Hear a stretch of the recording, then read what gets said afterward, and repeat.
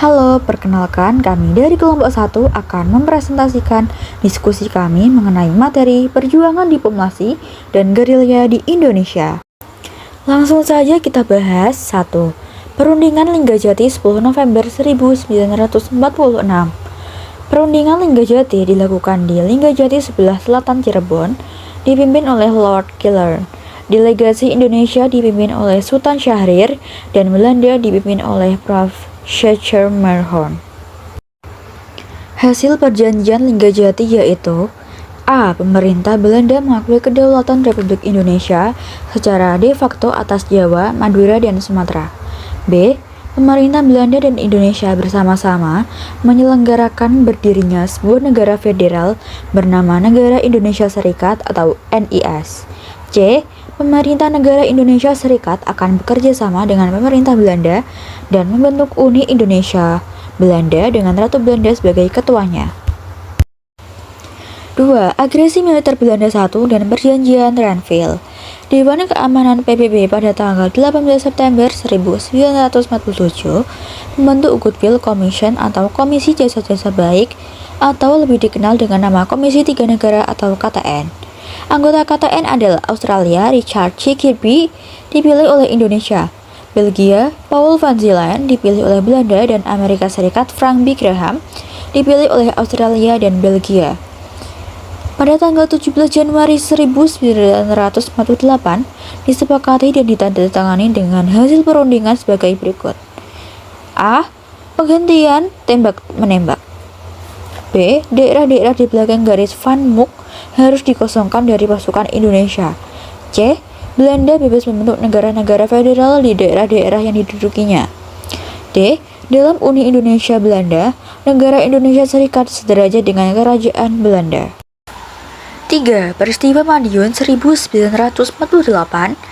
Peristiwa Madiun 1948 adalah pemberontakan yang dipimpin oleh Front Demokrasi Rakyat atau FDR yang didukung oleh Partai Komunis Indonesia atau PKI di bawah pemimpinan musuh. Pemberontakan ini dipicu oleh kekecewaan terhadap hasil perjanjian Renville dan keinginan untuk mendirikan pemerintahan baru. FDR atau PKI mendeklarasikan pembentukan pemerintahan Front Nasional di Madiun pada 19 September 1948. Pemerintah Republik Indonesia bereaksi dengan melancarkan operasi militer untuk menumpas pemberontakan. Berhasilnya penumpasan pemberontakan ini, di mana pemerintah berhasil merebut kembali Madiun, menjadi salah satu alasan Amerika Serikat mendukung Indonesia dalam perundingan dengan Belanda. Karena Indonesia dianggap anti-komunis dalam konteks Perang Dingin, menurut sejarawan Sohoki. 4. Agresi militer Belanda II. Agresi militer Belanda II adalah serangan militer besar-besaran yang dilancarkan Belanda pada 19 Desember 1948 dengan tujuan merebut Yogyakarta atau ibu kota Republik Indonesia dan menghancurkan pemerintahan Republik. Belanda menuduh Republik Indonesia melanggar kesepakatan Renville dan menggunakan alasan itu untuk melancarkan operasi. Dalam penyerbuan ini, Presiden Soekarno, Wakil Presiden Hatta, dan sejumlah menteri ditangkap dan diasingkan. Meskipun pemerintahan pusat lumpuh di Yogyakarta, pasukan TNI di bawah Jenderal Sudirman tetap melancarkan perang gerilya di berbagai daerah. Penyerangan ini memicu pembentukan PDRI di Sumatera Barat untuk menjaga kesinambungan pemerintahan Republik Indonesia. 5. PDRI. PDRI adalah pemerintahan pengganti yang dibentuk di Bukit Tinggi, Sumatera Barat. Pada hari yang sama dengan dimulainya agresi militer II, yaitu 19 Desember 1948. Agresi militer Belanda II berhasil menguasai kota Yogyakarta. Hal tersebut membuat Presiden dan anggota Kabinet memberikan mandat kepada Menteri Kemakmuran Syafruddin Prawira Negara yang sedang di Sumatera untuk membentuk PDRI. Apabila perintah tersebut gagal dilaksanakan, Mr. A.A. Maramis, Dr. Sudarsono, dan L.N. Palar yang sedang berada di India diperintahkan untuk membentuk pemerintahan pelarian di sana. PDRI yang dipimpin Syafruddin Prawira Negara ternyata berhasil memainkan peranan yang penting dalam mempertahankan dan menegakkan pemerintah Republik Indonesia. Berikut beberapa peran PDRI. A. PDRI dapat berfungsi sebagai mandataris kekuasaan pemerintah Republik Indonesia dan berperan sebagai pemerintah pusat. B. PDRI berperan sebagai kunci dalam mengatur arus informasi sehingga mata rantai komunikasi tidak terputus dari daerah yang satu ke daerah yang lain. Radiogram mengenai masih berdirinya PDRI dikirimkan kepada Ketua Konferensi Asia, Pandit Jawaharlal Nehru, oleh Radio Rimba Raya yang berada di Aceh Tengah pada tanggal 23 Januari 1948. C. PDRI berhasil menjalin hubungan dan berbagi tugas dengan perwakilan Republik Indonesia di India. Dari India, informasi-informasi tentang keberadaan dan perjuangan bangsa dan negara Republik Indonesia dapat disebarluaskan ke berbagai penjuru. 6. Serangan umum 1 Maret 1949. Serangan umum 1 Maret 1949 adalah operasi militer yang dirancang untuk menunjukkan kepada dunia internasional bahwa Republik Indonesia masih memiliki kekuatan militer dan belum menyerah. Dilaksanakan oleh pasukan TNI di bawah pimpinan Letkol Soeharto dan Kolonel A.H. Nasution dengan dukungan penuh Sri Sultan Hamengkubuwono IX. Serangan ini berhasil merebut Yogyakarta selama 6 jam sebelum pasukan TNI mundur kembali ke basis gerilya.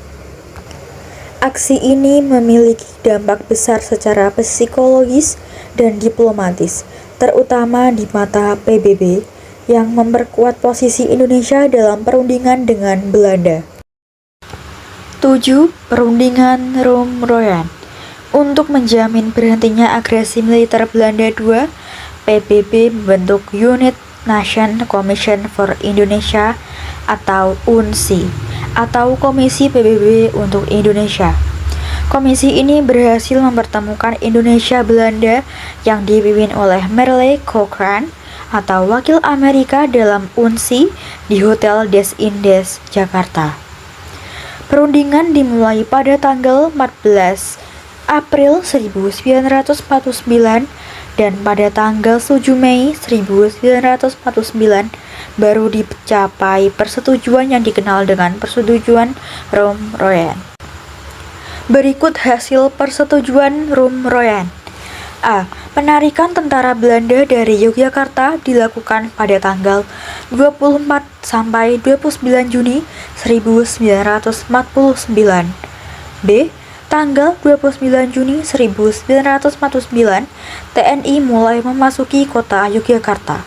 Tanggal 10 Juli 1949, Panglima Besar Jenderal Sudirman baru tiba di Yogyakarta. C. Setelah Yogyakarta sepenuhnya dikuasai TNI, Presiden dan Wakil Presiden beserta para pemimpin lainnya tiba di Yogyakarta pada tanggal 6 Juli 1949. D. PDRI di Bukit Tinggi menyerahkan kembali mandatnya kepada pemerintah pusat Yogyakarta. Penyerahan ini dilaksanakan pada tanggal 13 Juli 1949. Sebagai tindak lanjut perundingan Rum-Royan diadakan perundingan konsultasi antara pemerintah Republik Indonesia, BFO, dan Belanda di Bangka pada tanggal 22 Juni 1949 yang dipimpin oleh Churchill atau Australia. Berikut hasil perundingan tersebut. A. Pengembalian pemerintah Republik Indonesia ke Yogyakarta dilaksanakan pada tanggal 24 Juni 1949. B. Mengenai penghentian permusuhan akan dibahas setelah kembalinya pemerintah Republik Indonesia ke Yogyakarta. C. KMB diusulkan akan diadakan di Den Haag. 8. Konferensi Inter-Indonesia. Adanya keinginan menjalin persatuan dan sikap bersama untuk menghadapi Belanda dalam KMB, Konferensi Inter-Indonesia berlangsung 2 tahap. Pada tahap pertama, konferensi berlangsung di Yogyakarta pada tanggal 19 sampai 22 Juli 1949 dengan keputusan penting, yaitu pembentukan negara Indonesia Syarikat dengan nama RIS, pembentukan Uni Indonesia Belanda, dan APRIS atau Angkatan Perang Republik Indonesia Serikat sebagai Angkatan Perang Nasional. Pada tahap kedua, konferensi berlangsung di Jakarta pada tanggal 30 Juli sampai 2 Agustus 1949 dengan persetujuan yaitu bendera RIS adalah sang merah putih, lagu kebangsaan Indonesia Raya, dan bahasa nasional adalah bahasa Indonesia. Konferensi ini dihadiri oleh wakil pihak Indonesia, Dr. Anders Mohatta, pihak BFO diwakili oleh Sultan Hamid, dan pihak Belanda hadir sebagai peninjau yaitu Van Maarseven. Dari hasil konferensi inter-Indonesia tersebut, antara RI dan BFO sepakat bersama-sama menghadapi Belanda dalam KMB. 9. Konferensi Meja Bundar atau KMB. KMB dibuka di Ridderzaal, Den Haag, Belanda pada tanggal 23 Agustus 1949. KMB diikuti oleh delegasi Indonesia, Mohatta, BFO, Sultan Hamid, Belanda, Van Maarseven, dan UNSI, Heremans, Mary Cochrane, Fred Clay. Hasil yang dicapai dalam KMB yaitu A. Belanda mengakui Republik Indonesia Serikat atau RIS sebagai negara merdeka dan berdaulat. B. Status keresidenan Irian Barat diselesaikan dalam waktu setahun sesuai pengakuan kedaulatan. C. Akan dibentuk Uni Indonesia Belanda berdasarkan kerjasama sukarela dan sederajat. D. RIS mengembalikan hak milik Belanda dan memberikan hak konsesi dan izin baru untuk perusahaan Belanda. E. RIS harus membayar semua hutang Belanda yang ada sejak tahun 1942.